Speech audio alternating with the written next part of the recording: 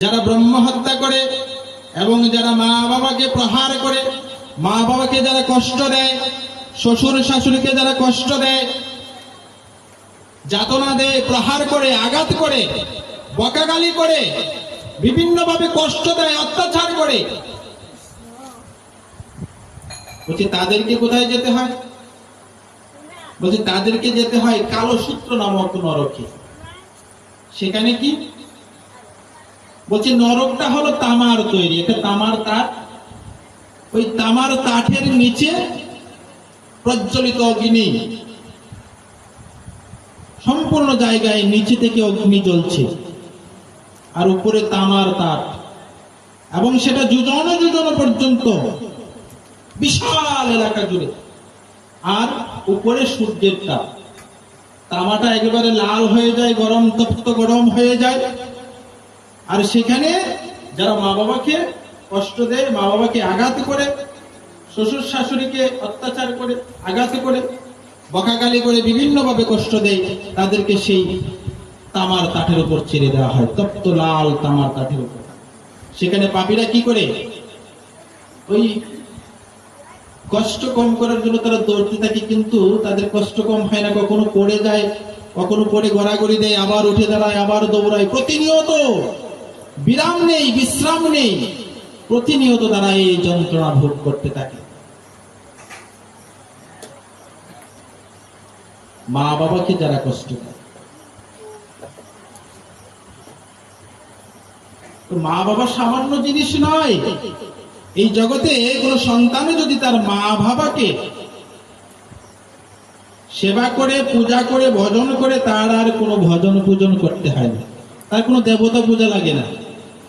বলছে কি, মা বাবার সেবা করলে সমস্ত দেবতা প্রসন্ন হয়ে যায়। কারণ কি, মা বাবা হলো সাক্ষাৎ দেবতা, সন্তানের জন্য ভগবান স্বরূপ।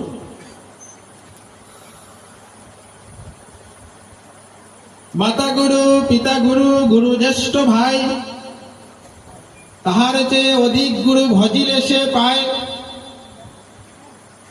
মাতা পিতা প্রধান গুরু, জ্যেষ্ঠ ভ্রাতাও গুরু। তো বড় ভাই তো এখন আর কেউ মানে টানে না। বড় ভাইয়ের কথা তো এখন আর সমাজে আছে কি? বড় ভাইকে কি আর এমন শ্রদ্ধা করা হয়? হ্যাঁ, করে কেউ? ছোট ভাইরা একটু বড় হয়ে গেলেই তখন আর বড় ভাইকে আর সম্মান শ্রদ্ধা করার টাইম নেই। মা বাবাকেই তো অনেকে মানে না, বড় ভাইকে কি করবে? হ্যাঁ, তো শাস্ত্রে বলছি, গুরুতে গোবিন্দ বোঝে, সেই পাপী নরকে মজে। কি বলছে? তো গুরুকে বলছে মাতা গুরু, পিতা গুরু, গুরু জ্যেষ্ঠ ভাই, তাহার চেয়ে অধিক গুরু ভজনে সে পায়। তাহলে গুরু হলো কে? মাতা এবং পিতা, মা এবং বাবা। তো মা বাবাকে ঘরে রেখে, কষ্টে রেখে, যাতনা দিয়ে, কষ্ট দিয়ে মা বাবার সেবা না করে তুমি যত বড় ভক্ত হয়ে যাও, যতই দেবদেবীর পূজা করো, যতই তপস্যা করো, যতই সাধনা করো, বলছে তোমার সেই সাধনা, ভজন, সেগুলো কোনো কাজে লাগবে না, তোমাকে নরকে যেতে হবে। কেন? যে গুরু তো যে গোবিন্দ বজেছ, সেজন্য গোবিন্দ খুশি নয়, সেই পাপী নরকে মজে, তোমাকে নরকে যেতে হবে।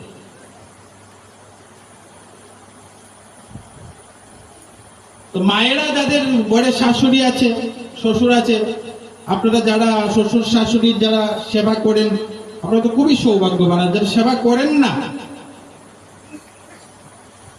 তাদেরও নরকে যেতে হবে।